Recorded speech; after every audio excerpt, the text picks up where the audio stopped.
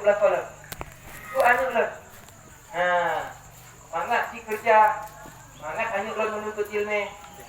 Karena keringat lo nya tu nyo. Lo insyaAllah mendapatkan ridha Allah. Dengannya lo akan dipertamu oleh Allah Ta'ala di dalam surga. Karena dipegang laginya oleh Rasulullah kepada Siti Fatimah. Akhirnya atrek Siti Fatimah. Hanya jadi hebatnya dilaki pembantu. Benar-benarnya Rasulullah pada setiap tetes keringat. Letak keringat yang terbit dari badan lo ketika kerja. Kurah bajik, kusampo, kotoran dalam rumah. Kalinya kutabun makanan kesukaan suami lo dengan anak-anak lo. Cukup lehnya. Karena hanya kena dipegang Rasulullah. Menyuarakannya ya Rasulullah. Hanya jadi aku laki pembantu ya Rasulullah. Bahkan anak tu rusak kasarnya orang yang halusnya ya Rasulullah. Anak tu demi mengharapkan ridha Allah Ta'ala. Kira-kira mak-mak ayah yang tua di mak-mak.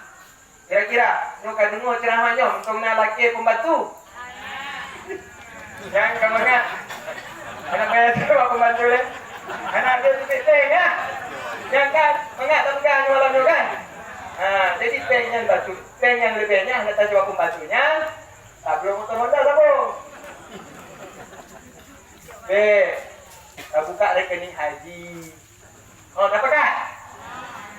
Nyohan mendaftar umrah melalui loan untuk agen travel.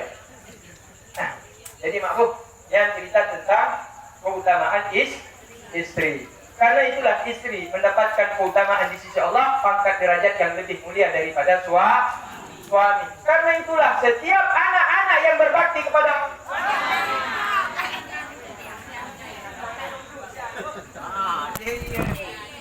bikin terus ya. Jangan mati enggak. Habis. Jangan mati.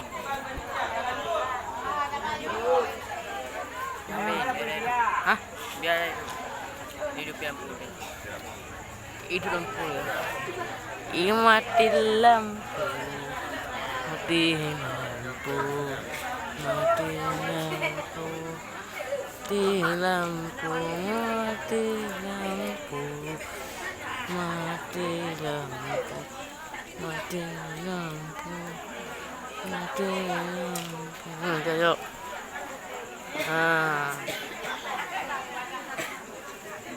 Alhamdulillah. Ada trip batu mangat uji habisnya buung. Kagak tak boleh.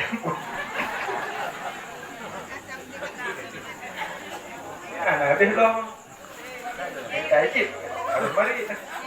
Oh tajib kalau kan namanya. Tunggu. Oh, Dek, mau ujak. Mak, mau ujak, Mak. Dadah. Tengok rukuk Allah insyaAllah. Yaumul Mahsyar. Mak dan ayah yang dimuliakan Allah Subhanahu Wa Taala. Jadi cerita kembali kepada Asmaul Husna tadi, Mak. Kejadian itu sudah ada di Aceh, Mak. Dulu kita dengar tentang anak durhaka itu maling kundang. Adanya di Padang. Ya, anak durhaka kepada orang tua. Tapi jino kena di Aceh, Mak. Sedih tak tanya, Mak. Pasal Acehnya seram di Mekah, Mak. Acehnya seram di Mekah. Artinya burung-burung lain tamu Islam karena Aceh. Burung Jawa tamu Islam karena Aceh. Medan tamu Islam karena Aceh. Jambi, belum, Padang, belum, Lampung, Palembang, Jakarta, Bali, Kalimantan, awak Sulawesi, Papua, Bandung tamu Islam gara-gara burung gara-gara burung Aceh. Jadi maunya dipegang Acehnya luar biasa, Acehnya taat burung Aceh. Burung Acehnya burung yang Islami, burung Aceh, burung yang cinta kepada Allah, cinta kepada Rasulullah. Maka ini menjadi pegang burung Aceh yang pasti burung yang taat kepada Allah Subhanahu Wa Taala. Tapi jinonya bukan dihebohkan sabo dunia karena ada tabung di YouTube. Nah tidurnya kaji ke sekolah kerupa SD. Adik-adik dia namanya lagi yang di sekolah. Tapi jika kaji ke sekolah tingkat yang paling tinggi, tapi kelakuan dia lagi yang rupa. Maka ji mak ji sedih jino. Dan itu terjadi pun di luar Aceh. Ternyata terjadi di Aceh. Yang kenyataannya sedih, Mak. Satu kesedihan bagi kita di Aceh. Kenapa itu terjadi di Aceh? Hal ini menunjukkan kepada bahwa uruci kita nyonyo, belale, waktu tadi di anak, sampai tanyo tinggal pesantren. Dia sampai tanya ke hari tak pegang. Anak lain kata mat S3. Anak lain kata mat S2. Tapi anaknya han dipasok ini dalam agama. Adab hana, akhlak hana, sejarah tentang Rasul, sejarah para sahabat. Iban petunjuk uswatun hasanah suri tauladan Rasulullah antum pernah diajarkan. Maka akan terjadi penyesalan di kemudian hari kepada orang tua. Pada orang tua. Cukup dari sini, Mak. Sebenarnya kejadian itu banyak kalau di luar Aceh. Tapi kalau terjadi di Aceh, hal itu luar biasa. Kenapa di Aceh ini kejadian dianggap luar biasa? Karena orang Aceh hana model laginya. Hana orang Aceh model laginya. Sebangai-bangai orang Aceh, di durhaka gemak mana ya? Untuk menyakiti hati orang tua. Kapan kaya tak di rumah ceramah dari abu-abu dan tengku-tengku. Mari bakal ada tengku-tengku. Cerita sahabat yang durhaka kepada Rasulullah. Nah, cerita sahabat mak turi nanti menonton teringat. Yang juga oleh abu-abu tengku-tengku. Al-Qamah. Cerita tentang Al-Qamah. Itu tak cerita mana? Ya. Cerita tu. Ya. Cerita dalam tu. Berarti tak cerita dalam. Al-Qamah hanya umat Ibrahim sahabat yang paling rajin saat sholat. Selalu sholat beliau berjamaah, tidak pernah tinggalkan sholat berjamaah. Dan di mana ada jihad, beliau jihad dengan Rasulullah. Di mana ada pengajian, ikut dengan pengajian Rasulullah. Kalau Rasulullah butuh bantuan, beliau selalu membantu Rasulullah. Suatu hari Al-Qamah ini sakit, sehingga sahabat Rasulullah itu perhatian sekali. Kalau ada sahabat yang selalu dekat dengan beliau, tiba-tiba tidak hadir 1-2 hari, Rasulullah pasti cari. Ditanya Rasulullah, di mana sahabatku satu yang lagi itu? Siapa ya Rasulullah? Al-Qamah. Maka sampailah berita. Ya Rasulullah, Al-Qamah sakit. Dan sakitnya bukan biasa, sakit parah. Parah, Kak meninggal. Olehnya Rasulullah perintahkan kepada Sayyidina Ali dan Ali bin Abi Thalib untuk pergi mengunjungi rumah Al-Qamah. Sampai di sana betul ternyata iya sakit hampir meninggal dunia Al-Qamah. Tapi yang menjadi pertanyaan besar, Al-Qamah ditalkinkan oleh Sayyidina Ali tidak mampu mengucapkan kalimat La ilaha illallah. Mampu wujudkannya kalimat La ilaha illallah. Pada ini berarti cukup hayy dipegang. Cukup rajin diberarti La ilaha illallah. Salat anak putus-putus, sedekah anak putus-putus, silaturahmi luar biasa, jihadnya luar biasa. Tapi meninggal dunia, sanggup untuk mengucap kalimat La ilaha illallah. Maka Ali dan Bilal kemudian kembali kepada Rasulullah menyampaikan kejadian ini. Maka Ali dan Bilal menyampaikan, ya Rasulullah, sesuai perintahmu ya Rasulullah, kami sudah mengunjungi rumah Al-Qamah dan kami dapati dia sedang sakit parah, tapi nampak dia hampir meninggal dunia. Kami talkinkan, ajarkan mengucap La ilaha illallah, tapi tidak sanggup dia mengucap kalimat tersebut. Maka kata Rasulullah, coba tanya kepada istrinya, ada masalah apa dia dengan keluarganya? Mungkin ada kesalahan yang dia lakukan. Maka berangkat Ali dengan Bilal kepada rumah istrinya, sampai di sana ditanya seperti yang ditanya Rasulullah. Dijawab oleh istrinya, wahai sahabat Rasulullah Ali dan Bilal, suamiku Al-Qamah tidak memiliki masalah dengan masyarakat. Dia tidak punya sangkut paut masalah, tidak pernah menyakiti orang. Kata Ali, cobalah ingat-ingat sekali lagi, mungkin ada kesalahan-kesalahannya. Mungkin ini penyebab dia tidak bisa mengucapkan kalimat tersebut sebelum dia meninggal dunia. Maka teringatlah istrinya, mungkin ini sebabnya Ali, sahabat Ali. Apa? Al-Qamah ada masalah dengan mak. Yang punya masalah. Cukup rakyat masalahnya lalu sudah. Jadi cerita Ali. Pegang Ali Inongnya. Al-Qamah hadirin masalah mohon maaf. Kemudian dalam suatu hari terjadi masalah. Al-Qamah lebih memilih aku sebagai istrinya daripada ibunya. Sehingga ibunya ini kemudian marah dan sakit hati hingga kemudian maknya keluar dari rumah dan pergi ke rumah asalnya. Dan sampai sekarang tidak ada komunikasi, hingga sampai Al-Qamah sakit tidak ada komunikasi. Tidak ada silaturahmi karena masalah sakit hati itu. Karena Al-Qamah lebih mengutamakan dalam satu masalah, lebih membela istrinya daripada membela ibu kandungnya. Maka Ali kemudian sampaikan itu kepada Rasulullah, dan Rasulullah pun memerintahkan Ali pergi ke rumah ibu Al-Qamah. Ternyata ibu Al-Qamah sudah tua renta. Sampailah Ali dengan Bilal ke rumah ibunya Alqamah. Sampai di sana, Ali dan Bilal menyampaikan dari Rasulullah, wahai ibunda Alqamah, Rasulullah menyampaikan salam untukmu.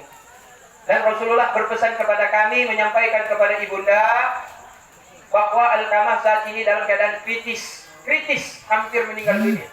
Tapi sayangnya dia tidak bisa mengucapkan kalimat la ilaha illallah. Nah, pertanyaannya sekarang, ibu mau tidak datang ke sana, ke rumah Alqamah, datang ke Rasulullah, ibu mau atau Rasulullah yang datang kepada ibu? Kata ibunda Alqamah ini, jangan. Sungguh aku lebih layak dan patut untuk berkunjung kepada Rasulullah daripada Rasulullah datang kepadaku. Yang dipemulia Rasulullah.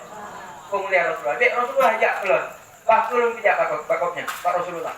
Maka orang tua yang sudah tua ini, ibu yang sudah tua ini, dengan tongkatnya dia pergilah ke rumah Rasulullah bersama Ali dan Bilal. Sampai di rumah Rasulullah menyampaikan kepada ibunda tersebut, wahai ibunda, putramu punya masalah denganmu ya. Kata ibundanya dengan jujur, betul ya Rasulullah. Apa masalahnya? Diceritakanlah masalah. Masalahnya dulu kami ada masalah, dan ternyata ketika saya ada masalah dengan istrinya, ternyata Alqamah putraku lebih membela istrinya dibandingkan membela aku. Mulai sejak itu aku sakit hati dan aku dendam kepadanya, dan aku sudah mengambil keputusan tidak akan lagi memaafkan dia sampai aku meninggal dunia. Yang juga oleh Urung Cici, sakit hatinya luar biasa. Maka kata Rasulullah, begini mak yang tua, anak Ronyo termasuk anak yang soleh. Anak Ronyo termasuk urung yang berjihad. Timu perang. Dan dengan kawan-kawannya luar biasa silaturahminya. Cuma ada masalah dengan mak untuk. Dino kita rumah sakit mekarati, sakaratul maut. Tapi dia hanya sanggup untuk jika kalimat la ilaha illallah. Yang penyebabnya gara-gara mak hana ridho, gara-gara mak hana ikhlas, gara-gara mak hana memaafkan kesalahan dosa anak mak. Kalau mak memaafkan, insyaAllah anak doanya sanggup dibaca la ilaha illallah, kata Rasulullah. Kira-kira nuknuh mak, pegang maknya, sakit hati lebih. Yang luar biasa sakit hati orang tua.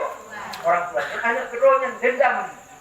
Karena berarti kapan jid ke dendam? Karena luar biasa tingkah laku anak itu memperlakukan orang tua tidak sewajarnya, tidak sepantasnya, tidak layak, tidak pantas dia lakukan. Maka itulah Rasulullah berkata kepada ibunya, wahai ibunda Alqamah, nyodron hanya kumu'ah. Nah, jalan keluar untuk Alqamah. Satu jalan keluar, yaitu Ali, Bilal, ajak sahabat-sahabat yang lain kumpulkan kayu bakar, kemudian kumpul di padang, di halaman, bakar kayu bakar itu dengan api yang besar, kemudian siapkan, yaitu tubuh Alqamah untuk kita masukkan ke dalam kobangan api yang besar tersebut, untuk kita bakar. Maka ibunda ini pun terkejut dan dia berkata, ya Rasulullah, serius engkau akan membakar putraku di depan mataku ya Rasulullah?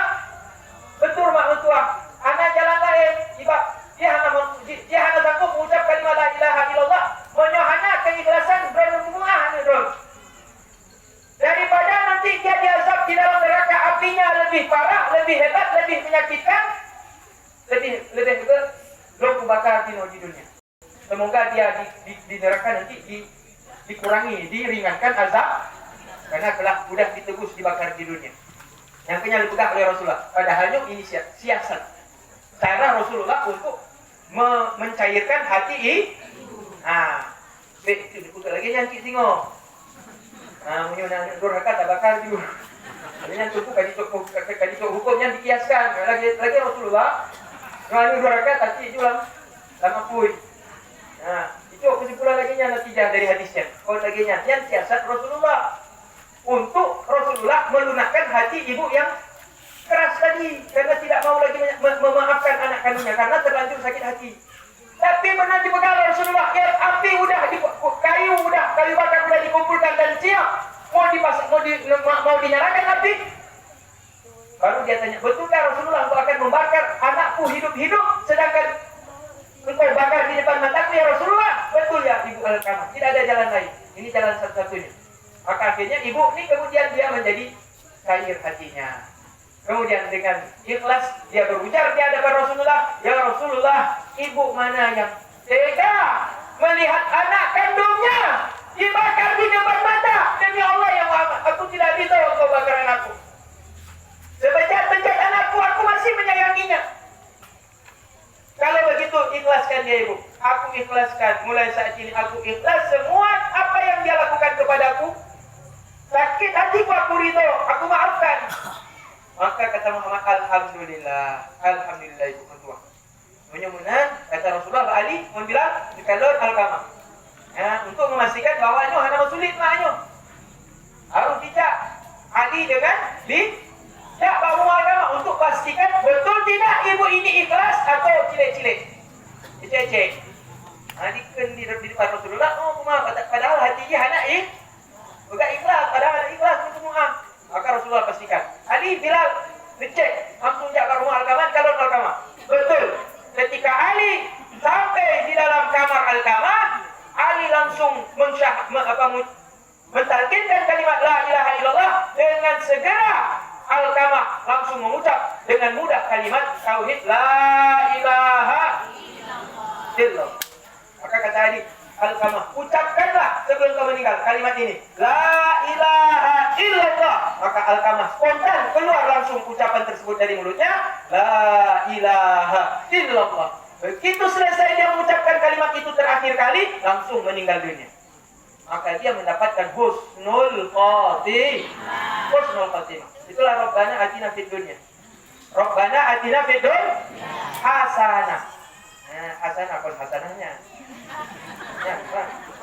Kadang-kadang ibu-ibu kadang-kadang kan curiga, "Kon abang lo nya minta mau doa laki hasanah."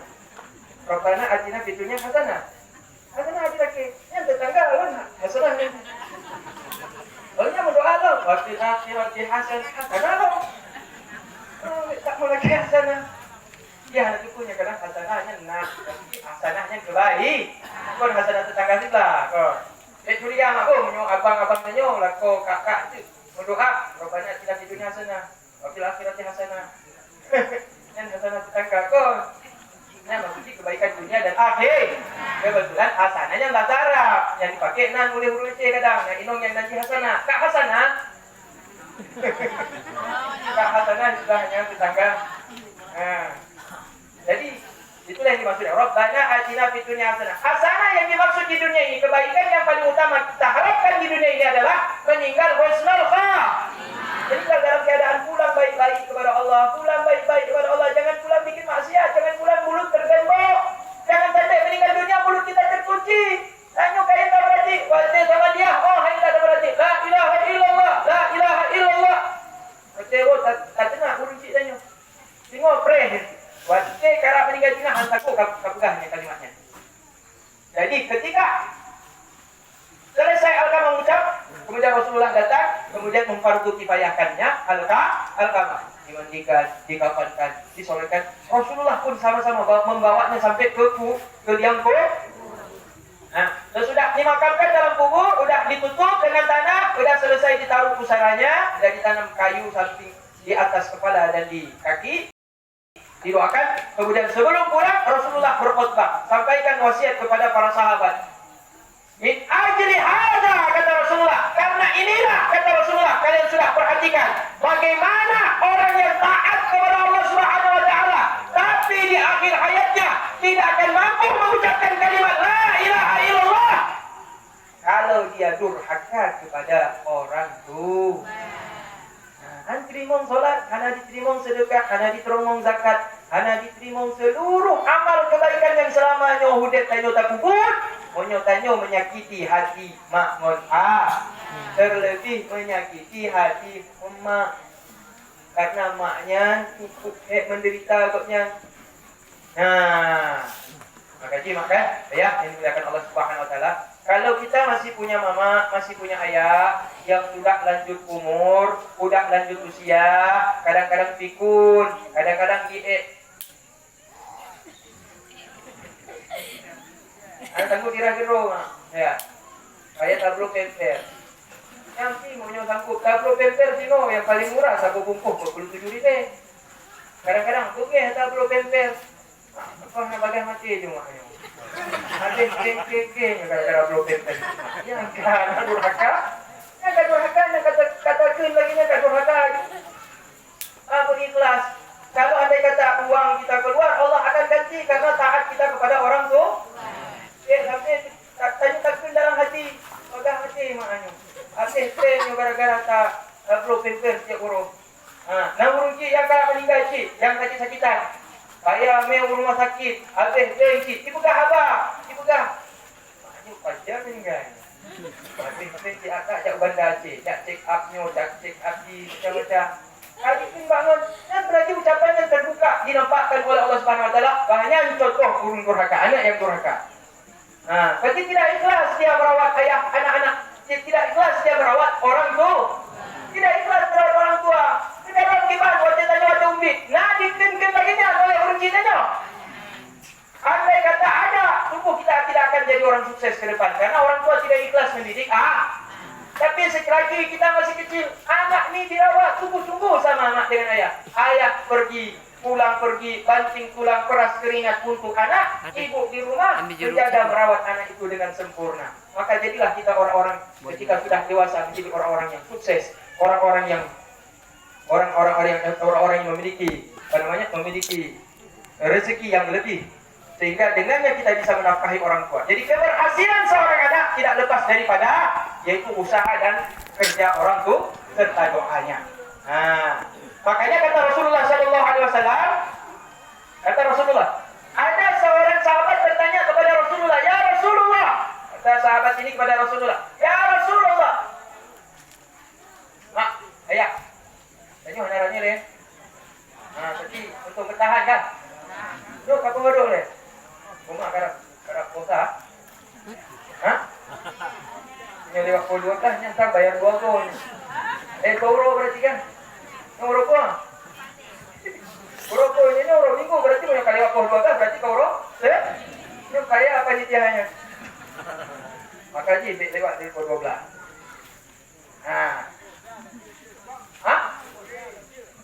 Coba? Artinya, aproki 2 kopi. Yang ya, ada aneh jok tinggal ikhlas. Jadi cerita apa? Ya, kembali lagi pada cerita tadi. Bahwa tidak akan mendapatkan kebahagiaan seorang anak andai anak ini tidak berbakti kepada kedua orang tua, tidak berbakti kepada kedua orang tua. Artinya apa? Ketika anak ini masih diberikan orang tua ini sampai dia berlanjut usia hingga sampai usia 80, kembali seperti anak-anak. Kadang dia pikun, kadang dia lumpuh, kadang dia tidak sanggup lagi buang air kecil, pergi kamar mandi tidak sanggup.